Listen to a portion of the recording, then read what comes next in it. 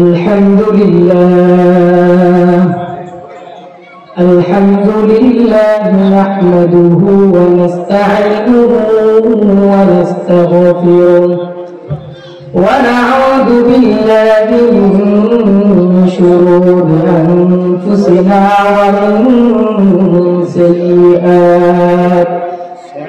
ومن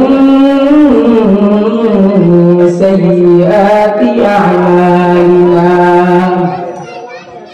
من يهد الله فلا مضل له ومن يضلل فلا هادي له ونشهد أن سيدنا وسندنا وحبيبنا وقريبنا محمدا عبده ورسوله أما بعد فقد قال الله تبارك وتعالى في كلامه المجيد وفي فرقانه الحميد أعوذ بالله من الشيطان الرجيم بسم الله الرحمن الرحيم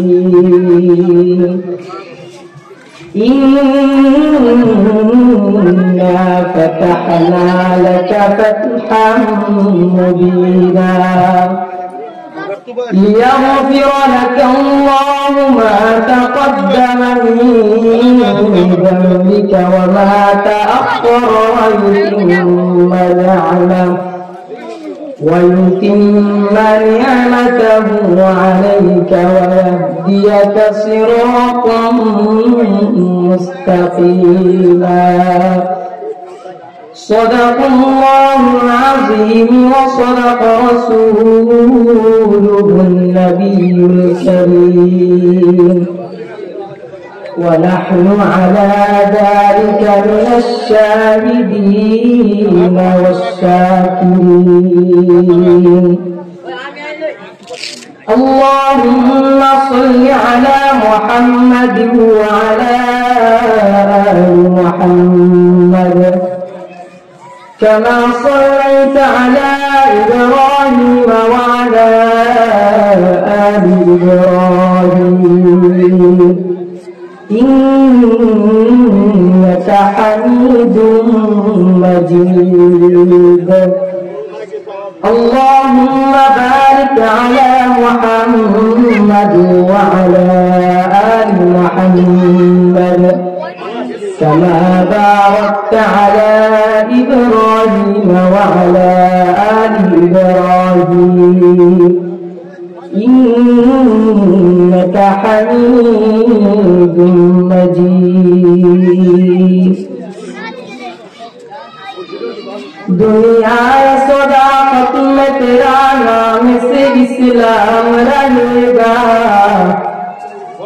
दुनिया सदाकत में तेरा नाम से इस्लाम रहेगा सिद्दीक तेरा नाम से इस्लाम रहेगा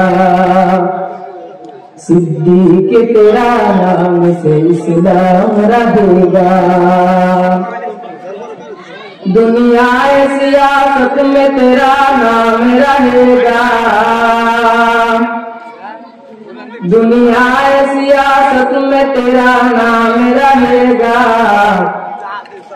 उस्मान तेरा नाम से इस्लाम रहेगा उस्मान तेरा नाम से इस्लाम रहेगा दुनिया शजाअत में तेरा नाम रहेगा दुनिया शजाअत में तेरा नाम रहेगा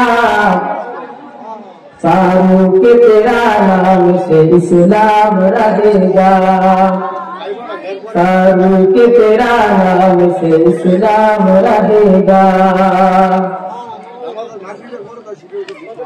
সম্মানিত সুধী খলিফাবাড়ি শাহী জামে মসজিদ ও মাদ্রাসার উদ্যোগে আজকের বিশাল ইসলামী মহাসম্মেলনের আয়োজন।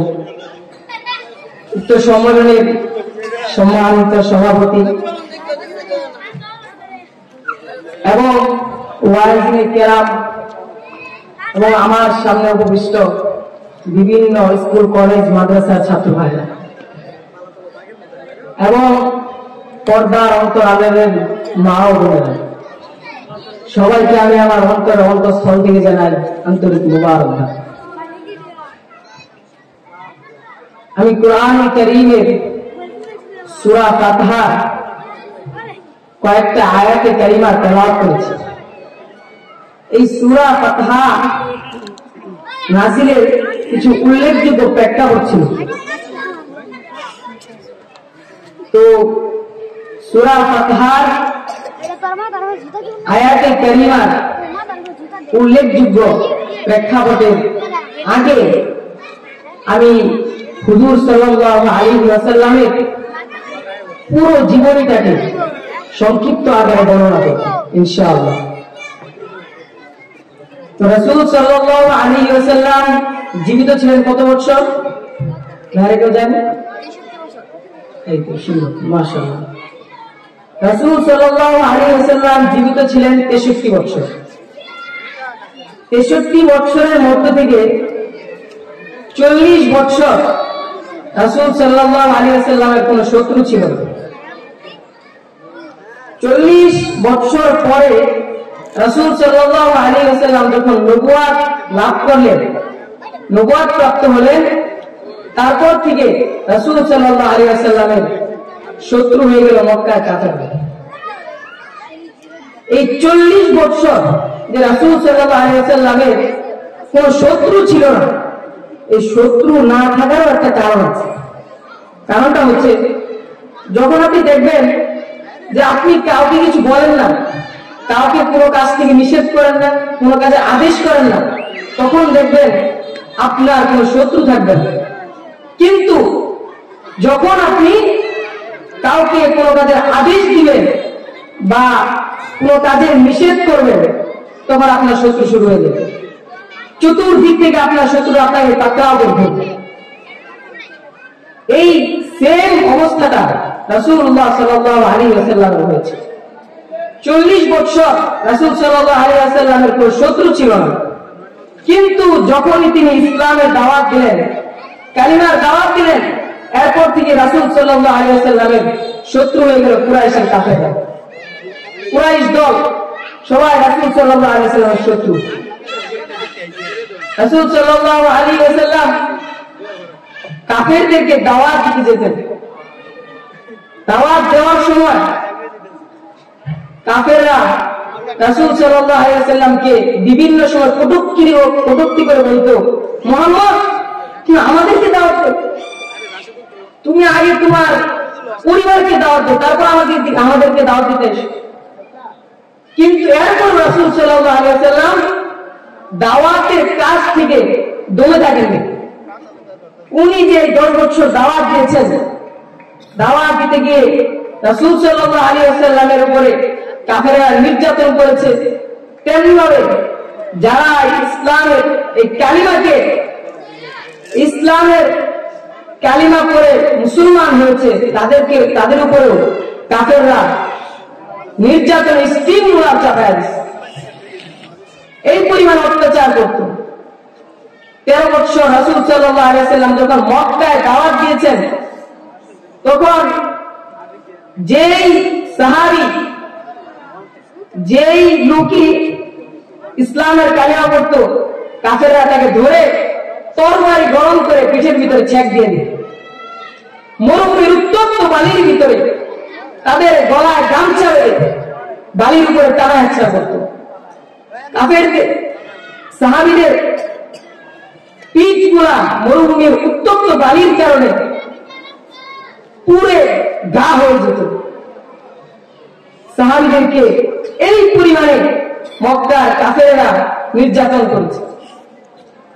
একদিনের ঘটনা, রাসূল সাল্লাল্লাহু আলাইহি ওয়াসাল্লাম একটি মুজিজা। রাসূল সাল্লাল্লাহু আলাইহি ওয়াসাল্লাম মক্কার প্রান্তরে নামাজ আদায় করছিলেন। এমন সময় আবু জাহেল মক্কার সামনে দিয়ে যাচ্ছিল। সে দেখলো আব্দুল্লাহ বেটা মুহাম্মদ মক্কার প্রান্তরে নামাজ আদায় করতেছে। সে মুহাম্মদকে একা পেয়ে একটি সুবর্ণ সুযোগ মনে করলো। আবু জাহেল হাতের ভিতরে বিশাল এক পাথর নিয়ে মুহাম্মদ সাল্লাল্লাহু আলাইহি ওয়াসাল্লামের দিকে এগিয়ে যাচ্ছে। মুহাম্মদের মাথার উপরে পাথর মেরে পুরো মাথাকে পিষে দিবে। এই কারণে যখন আবু জাহেল বিশাল বড় পাথর নিয়ে মুহাম্মদ সাল্লাল্লাহু আলাইহি ওয়াসাল্লামের দিকে এগিয়ে গেলেন, মুহাম্মদ সাল্লাল্লাহু আলাইহি ওয়াসাল্লাম সিজদায় গিয়েছেন। ইন দ্য মিন টাইমে আবু জাহেল মুহাম্মদ সাল্লাল্লাহু আলাইহি ওয়াসাল্লামের মাথার উপরে পাথরটা যেই মারতে যাবে, আবু জাহেল ভয় পেয়ে গেল। ভয়ে সে দৌড়ে তার বোনের কাছে চলে গেল। আবু উতবা সেই সময় জিজ্ঞেস করতেছে, আবু জাহেল তুমি আমাদের কাছে হাঁপাতে হাঁপাতে দৌড়ে কেন আসলে? আবু জাহেল ডাক দিয়ে বলতেছেন, ওরে আমার সহপাঠীরা শুন, আমি মুহাম্মদকে দেখলাম মক্কার প্রান্তরে নামাজ আদায় করতেছে। এমন সময় আমি ভাবলাম আজকে মুহাম্মদের মাথাকে আমি পাথর দিয়ে পিষে ফেলবো। এটা আমি যখন আমি মুহাম্মদের কাছে গেলাম, কাছে যাওয়ার সাথে সাথে দেখলাম একটা বিশাল বড় উট আমার দিকে হা করে আসছে। আমি আমার জীবদ্দশায় এত বিশাল উট আমি কখনো দেখি নাই। আমার ভয় হচ্ছিল, মনে হয় উটটা আমাকে খেয়ে ফেলবে। এই ভয় আমি দৌড়ে মক্কার প্রান্তরে থেকে তোদের কাছে চলে আসছি। তখন আবু জাহেল রাসূল সাল্লাল্লাহু আলাইহি ওয়াসাল্লামের উপরে তো একদিন পাথর মারতে গিয়ে সে রাসূল সাল্লাল্লাহু আলাইহি ওয়াসাল্লামের মুজিজা দেখেছে, সে পালিয়ে আসছে। আরেকদিনের ঘটনা, রাসূল সাল্লাল্লাহু আলাইহি ওয়াসাল্লাম মক্কার প্রান্তরে নামাজ আদায় করতেছেন। এমন সময় আবু জাহেল দেখলেন যে মুহাম্মদ নামাজ আদায় করতেছে। সে তার সঙ্গীদেরকে বললো, অমুক গ্রাম থেকে গিয়ে উটের ভুঁড়ি নিয়ে আসো। সঙ্গীরা উটের ভুঁড়ি যখন নিয়ে আসলো, নিয়ে এসে রাসূল সাল্লাল্লাহু আলাইহি ওয়াসাল্লাম সিজদায় গিয়েছেন। যাওয়ার সাথে সাথে উটের ভুঁড়ি রাসূল সাল্লাল্লাহু আলাইহি ওয়াসাল্লামের মাথার উপর দিয়ে দিয়েছে।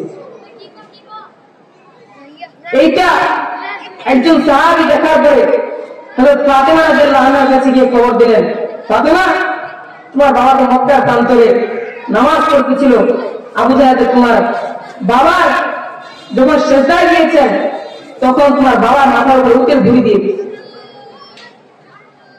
ফাতেমা রাদিয়াল্লাহু আনহা এই কথা শুনে সে দৌড়ে আসলো মক্কার প্রান্তরে। এসে দেখলো রাসূল সাল্লাল্লাহু আলাইহি ওয়াসাল্লাম সিজদারত অবস্থায়, আর রাসূল সাল্লাল্লাহু আলাইহি ওয়াসাল্লামের ঘাড়ের উপরে উটের ভুঁড়ি দেওয়া।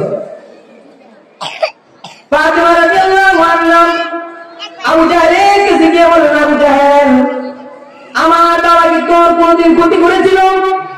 না, কোনদিন তোর দিকে তাকিয়ে চোখ রাঙিয়ে কথা বলেছিল? তুই আমার বাবার গাড়ির উপরে কেন উটের ভুঁড়ি দিলি? আবু জাহেল কোনো কথা বলে না। ফাতেমা রাদিয়াল্লাহু আনহা কান্না করতে করতে গিয়ে রাসূল সাল্লাল্লাহু আলাইহি ওয়াসাল্লামের কাঁধের উপর থেকে উটের ভুঁড়িগুলো সরিয়ে দিলেন। এমন করতে করতে 13টা বছর মুসলমানদের উপরে কাফেরেরা নির্যাতনের স্টিম রোলার চাপায়। তারপর সাহাবীরা মাঝে মাঝে এসে বলতেন, ইয়া রাসূলুল্লাহ আপনি একটু আল্লাহকে বলেন না আমাদেরকে সাহায্য করতে।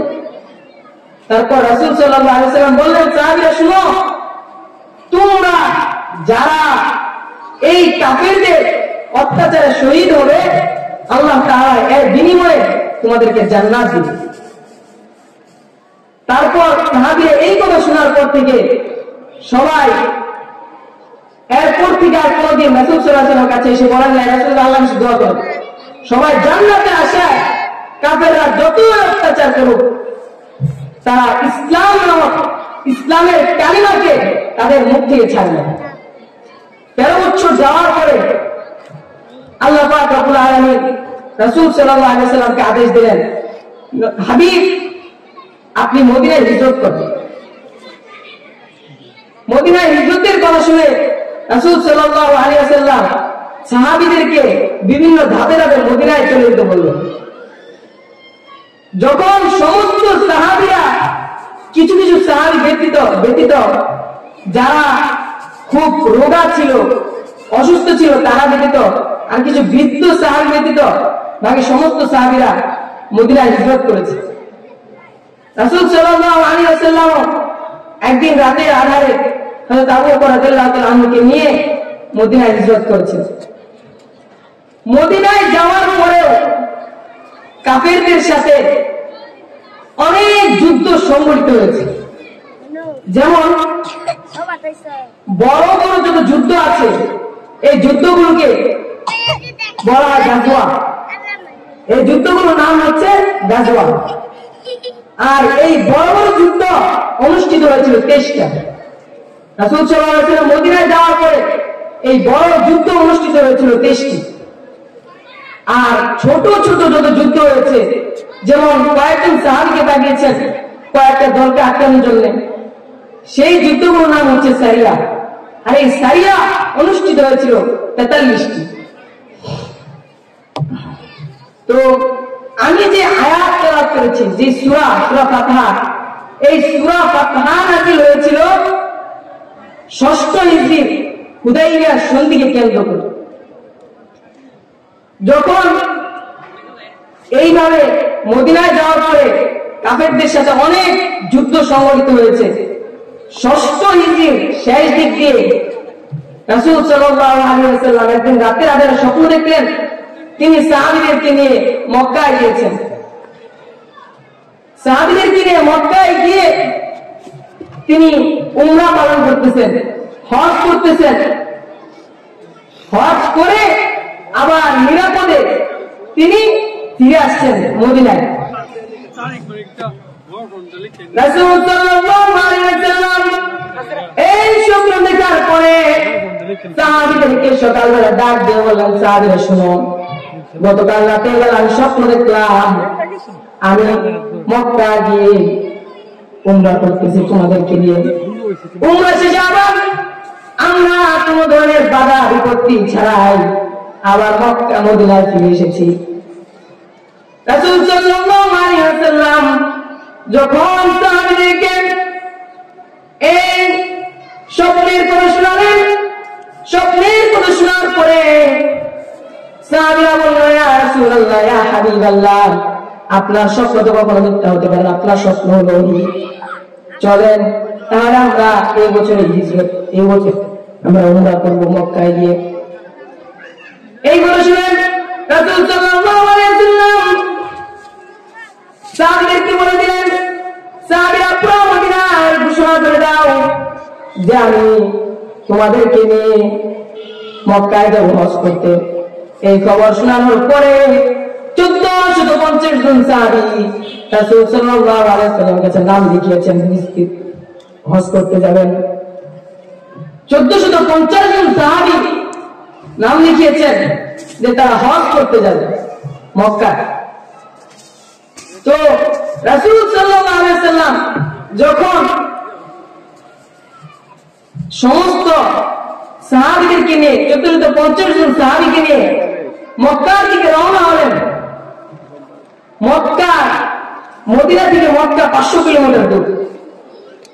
মক্কার কাছাকাছি আসার পরেই হুদাইবিয়া নামক স্থানে কাফেররা রাসূল সাল্লাল্লাহু আলাইহি ওয়াসাল্লামকে বাধা দিল। কেন বাধা দিল? কাফেররা ভাবতেছে যে মুহাম্মদকে তো আমরা 6 বছর পূর্বে মক্কা থেকে তাড়িয়ে দিয়েছি, এখন মনে হয় মুহাম্মদ তার বাহিনী নিয়ে আমাদের উপর আক্রমণ করতে আসতেছে। এটা ভেবে হুদাইবিয়া নামক স্থানে রাসূল সাল্লাল্লাহু আলাইহি ওয়াসাল্লাম কাফেররা দমিয়ে দিল। তারপর রাসূল সাল্লাল্লাহু আলাইহি ওয়াসাল্লাম সেখানে হুদাইবিয়া নামক স্থানে তাঁবু গাড়লেন। তাঁবু গাড়ার পরে রাসূল সাল্লাল্লাহু আলাইহি ওয়াসাল্লামের উদ্দেশ্য ছিল যে তিনি হজ করে আবার মদিনায় চলে যাবেন, ওনার যুদ্ধ করার কোনো মাকসাদ ছিল না। কিন্তু কাফেররা ভেবেছে যে মনে হয় মুহাম্মদ আমাদেরকে ভিটাবাড়ি ছাড়া করানোর জন্য এখন আসছে। রাসূল সাল্লাল্লাহু আলাইহি ওয়াসাল্লাম সাহাবীদেরকে বললেন, সাহাবীরা শুনো, এখন তো কাফেররা আমাদেরকে জায়গা আটকিয়ে দিয়েছে, এখন আমরা কি করব? সাহাবীদের মধ্যে থেকে কয়েকজন সাহাবী বললেন, ইয়া রাসূলুল্লাহ, আপনি প্রতিনিধি প্রেরণ করেন তাদের কাছে। রাসূল সাল্লাল্লাহু আলাইহি ওয়াসাল্লাম বললেন, কাকে পাঠানো যায়? সর্বপ্রথম নাম আসলো উমর রাদিয়াল্লাহু তাআলা আনহু। উমর রাদিয়াল্লাহু তাআলা আনহুকে বলার পর উমর রাদিয়াল্লাহু তাআলা বললেন, ইয়া রাসূলুল্লাহ, ইয়া হাবিবাল্লাহ, আমার মক্কায় কোনো আত্মীয় স্বজন নেই, যদি আমি মক্কায় যাই তাহলে আমাকে ব্যারিকেড দিবে কে? এটা শোনার পরে রাসূল সাল্লাল্লাহু আলাইহি ওয়াসাল্লাম সিদ্ধান্ত নিলেন আলী রাদিয়াল্লাহু তাআলা আনহুকে। আলী রাদিয়াল্লাহু তাআলা আনহু গরম সাহাবী ছিলেন, এজন্য রাসূল সাল্লাল্লাহু আলাইহি ওয়াসাল্লাম আলী রাদিয়াল্লাহু তাআলা আনহুকে পাঠালেন না। তারপর নাম আসলো উসমান রাদিয়াল্লাহু তাআলা আনহু। উসমান রাদিয়াল্লাহু তাআলা আনহুকে রাসূল সাল্লাল্লাহু আলাইহি ওয়াসাল্লাম বললেন, উসমান যাও, গিয়ে মক্কার কাফেরদেরকে বলো আমি এখানে যুদ্ধ করতে আসি নাই, আমি উমরা করতে। উসমান রাদিয়াল্লাহু তাআলা আনহু মক্কায় গেলেন। মক্কায় যাওয়ার পরে কাফেরদেরকে বললেন, কাফেররা শোন, আমরা কিন্তু তোদের সাথে যুদ্ধ করতে আসি নাই, আমরা আসছি আল্লাহর ঘর বাইতুল্লাহ জিয়ারত করতে। কিন্তু কাফেররা হযরত উসমান রাদিয়াল্লাহু তাআলা আনহু, উসমান তুমি যেহেতু এসেছো, তুমি একা বাইতুল্লাহ জিয়ারত করে আবার চলে যাও। উসমান রাদিয়াল্লাহু তাআলা বলেন, না না না, আমি কখনোই যাব না, আমি আমার সাথী সঙ্গীদের সাথে এসেছি, আমি তাদেরকে ব্যতীত আল্লাহর ঘর জিয়ারত করব না। কাফেররা হযরত উসমান রাদিয়াল্লাহু তাআলা আনহুকে আটকে দিলেন, তাকে যেতে দেন না। 3 দিন হয়ে গেল, রাসূল সাল্লাল্লাহু আলাইহি ওয়াসাল্লামের কাছে খবর গেল উসমানকে হত্যা করে দেওয়া হয়েছে। রাসূল সাল্লাল্লাহু আলাইহি ওয়াসাল্লাম এই খবর শোনার পর সাহাবীদেরকে ডাক দিয়ে বললেন, সাহাবীরা শুনুন, মক্কার কাফেরদের থেকে খবর আসছে আমার উসমানকে হত্যা করে ফেলেছে।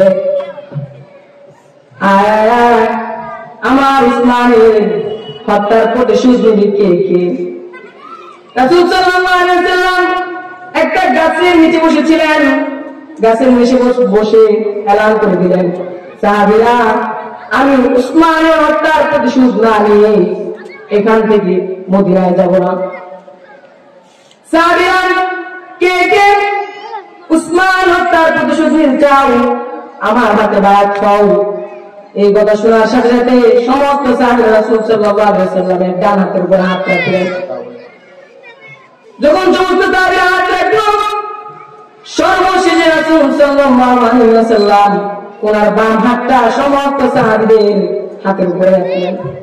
সাহাবীরা জিজ্ঞেস করলেন, ইয়া রাসূলুল্লাহ, ইয়া হাবিবাল্লাহ, আপনি কেন আপনার বাম হাত সমান করে রাখলেন? রাসূল সাল্লাল্লাহু আলাইহি ওয়াসাল্লাম বললেন, আমি এখনো আল্লাহর কাছ থেকে কোনো ওহী আসে নাই যে উসমানকে সত্যি কি হত্যা করা হয়েছে কিনা। যদি উসমানকে হত্যা না করে থাকে তাহলে উসমানও যেন এই বায়াতের ভিতরে শরীক হতে পারে, এই জন্য আমি উসমানের হয়ে আমার বাম হাত সবার উপরে রাখলাম। সাহাবীরা রাসূল সাল্লাল্লাহু আলাইহি ওয়াসাল্লামের হাতের উপরে বায়াত করেন। এই বায়াতের নাম হচ্ছে বায়াতে রিদওয়ান। এই বায়াতের পরে কুরাইশরা যখন জানতে পারলো যে সমস্ত সাহাবীরা রাসূলুল্লাহ সাল্লাল্লাহু আলাইহি ওয়াসাল্লামের বায়াত হয়েছে, আমাদের সাথে যুদ্ধ করবে, এটা শোনার পরে কুরাইশরা উসমান রাদিয়াল্লাহু তাআলা আনহুকে পাঠিয়ে দিলেন, সাথে তাদের একজন প্রতিনিধি প্রেরণ করলেন। সেই প্রতিনিধি এসে রাসূলুল্লাহ সাল্লাল্লাহু আলাইহি ওয়াসাল্লামকে বলতেছে, আমরা আপনার সাথে যুদ্ধ করব, আমরা সন্ধি করতে চাই। তারপর রাসূল সাল্লাল্লাহু আলাইহি ওয়াসাল্লাম বললেন, তোমাদের সন্ধির কি কি শর্ত? তারা শর্ত দিতে শুরু করলো। এক নম্বর শর্ত, মক্কা থেকে যদি কোন মানুষ ইসলাম ধর্ম গ্রহণ করে মদিনায় যায় তাহলে তাকে আমাদের কাছে ফিরিয়ে দিতে হবে। 2 নম্বর শর্ত, মদিনা থেকে যদি কোনো মানুষ আমাদের ধর্ম গ্রহণ করে মক্কা আসে, আমরা তাকে রিটার্ন দিব, আমরা তাকে ফেরত দিব না। তোমরা আমাদের সাথে 10 বছর যুদ্ধ করতে পারবে না। আরো অনেক শর্ত দিল। সমস্ত শর্ত শোনার পরে রাসূল সাল্লাল্লাহু আলাইহি ওয়াসাল্লাম সমস্ত শর্ত মেনে নিলেন। তারপর মক্কার প্রতিনিধি বলতেছে, এভাবে করলে হবে না, আমরা খাতা কলমে লিখতে চাই। রাসূল সাল্লাল্লাহু আলাইহি ওয়াসাল্লাম আলী রাদিয়াল্লাহু তাআলা কে বললেন, আলী তুমি আমাদের এই চুক্তিপত্রটা লেখো। আলী রাদিয়াল্লাহু তাআলা লেখেন, মক্কার কুরাইশ কাফের এবং মুহাম্মদ রাসূলুল্লাহ সাল্লাল্লাহু আলাইহি ওয়াসাল্লামের মাঝে চুক্তিনামা। এটা লেখার পরে মক্কার প্রতিনিধি বলতেছে, তোমরা মুহাম্মদের নাম থেকে রাসূলুল্লাহ কেটে দাও। কাফের বলতেছে, মুহাম্মদের নাম থেকে রাসূলুল্লাহ শব্দ কেটে দাও। রাসূল সাল্লাল্লাহু আলাইহি ওয়াসাল্লাম আল্লাহ তাআলা বলেন, আলী তুমি আমার নাম থেকে রাসূলুল্লাহ শব্দটা কেটে দাও। আল্লাহ তাআলা বললেন, ইয়া রাসূলুল্লাহ ইয়া হাবিবাল্লাহ, জীবনে কোনদিন আপনার চোখের দিকে তাকিয়ে কথা বলি নাই, আপনার কোন আদেশ অমান্য করি নাই, কিন্তু আজকে আমি আলী আপনার নাম থেকে রাসূলুল্লাহ কাটতে পারবো না। রাসূল সাল্লাল্লাহু আলাইহি ওয়াসাল্লাম বললেন, আলী তুমি যেহেতু কাটতে পারবে না, খাতা কলমটা আমার কাছে দাও, আর আমার নামটা দেখিয়ে দাও, আমি রাসূলুল্লাহ কেটে দেই। তখন এই কথা শোনার পরে রাসূল সাল্লাল্লাহু আলাইহি ওয়াসাল্লাম নিজে রাসূলুল্লাহ শব্দটা কেটে দিলেন এবং তাদের মাঝে সমস্ত চুক্তিনামা যখন পূর্ণ হলো, তখন উসমান তখন ওমর রাদিয়াল্লাহু তাআলা রাসূল সাল্লাল্লাহু আলাইহি ওয়াসাল্লামের কাছে এসে বলতেছেন, ইয়া রাসূলুল্লাহ ইয়া হাবিবাল্লাহ, আমরা কি সত্যের ধর্মের অনুসারী নই? তখন রাসূল সাল্লাল্লাহু আলাইহি ওয়াসাল্লাম বলতেছেন, হ্যাঁ তুমি তো সত্যের ধর্মের অনুসারী। তারপর রাসূল সাল্লাল্লাহু আলাইহি ওয়াসাল্লামকে জিজ্ঞেস করতেছে, ইয়া রাসূলুল্লাহ আপনি কি আল্লাহর রাসূল নন? রাসূল সাল্লাল্লাহু আলাইহি ওয়াসাল্লাম বলতেছেন, হ্যাঁ। তারপর আল্লাহ তাআলা কিছু প্রশ্ন করেন রাসূল সাল্লাল্লাহু আলাইহি ওয়াসাল্লামকে। শেষে তিনি একটা প্রশ্ন করলেন, ইয়া রাসূলুল্লাহ ইয়া হাবিবাল্লাহ, আপনি যে স্বপ্নটা দেখেছেন সেই স্বপ্ন নাকি সত্যি না? রাসূল সাল্লাল্লাহু আলাইহি ওয়াসাল্লাম বললেন, ওমর শুনো, আমি তো বলছি যে আমি হিজরত করতে গিয়েছি, মক্কা আবার নিরাপদে চলে আসছি। আমি তো বলি নাই যেটা কোন দিন অনুষ্ঠিত হবে, আমি তো এইটা তোমাকে বলি নাই। ওমর রাদিয়াল্লাহু তাআলা এটা শোনার পরে তিনি চুপ হয়ে গেলেন। রাসূল সাল্লাল্লাহু আলাইহি ওয়াসাল্লাম তারপর সমস্ত সাহাবীদেরকে নিয়ে মদিনার দিকে রওনা দিলেন। মদিনায় পৌঁছানোর পূর্বে আল্লাহ পাক রব্বুল আলামিন কোরআনে আয়াত নাযিল করে দিলেন, মুহাম্মাদুর রাসূলুল্লাহ ওয়াল্লাযীনা মা'আহু আশিদ্দাউ 'আলাল কুফফার। আল্লাহ পাক রব্বুল আলামিন বলতেছেন, ইয়া রাসূলুল্লাহ ইয়া হাবিবাল্লাহ, আপনার নাম থেকে রাসূলুল্লাহ কেটে দেওয়ার কারণে সাহাবীরা কষ্ট পেয়েছে। তাদেরকে জানিয়ে দেন যে তাদের চুক্তিনামার ভিতরে রাসূলুল্লাহ সাল্লাল্লাহু আলাইহি ওয়াসাল্লাম না থাকলেও আমি চিরদিনের জন্য কোরআনের ভিতরে মুহাম্মদুর রাসূলুল্লাহ শব্দটাকে বসিয়ে দিলাম। এটাই হচ্ছে হুদায়বিয়ার সন্ধি। সূরা ফাতহা, এই সূরা আল্লাহ পাক রব্বুল আলামিন এই হুদায়বিয়ার সন্ধিকে কেন্দ্র করে নাযিল করেছিলেন। তো সম্মানিত হাজিরিন, আল্লাহ পাক রব্বুল আলামিন আমাকে দিয়ে যে কথাগুলো বলেছেন, এই কথা যারা শ্রবণ করেছেন আর আমি যে বলেছি সবাই দোয়া করবেন, যদি এই কথার ভিতরে কোনো ভুল ভ্রান্তি হয়ে থাকে আল্লাহ পাক রব্বুল আলামিন যেন মাফ করে দেন। আর সকলে আমার জন্য দোয়া করবেন। আল্লাহ পাক